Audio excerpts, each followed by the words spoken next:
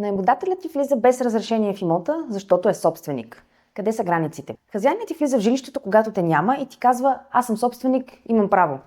Грешка.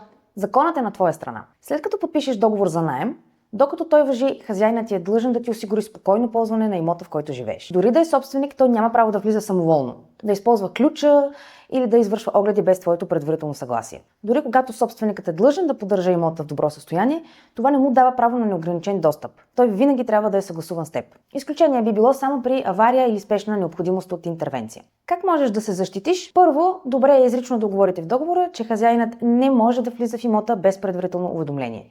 Така още изначално той ще има едно на ум да не те безпокои. Второ, ако благата дума не помогне, имаш право да развалиш договора и дори да потърсиш обезщетение за неспазването му от хазяина. Във всички случаи, щом става дума за имоти, винаги ще препоръчаме първо да се свържеш с адвокат. Затова не се колебай да потърсиш KGK за всякакво съдействие, защото твой дом си е твой дом дори когато си под наем.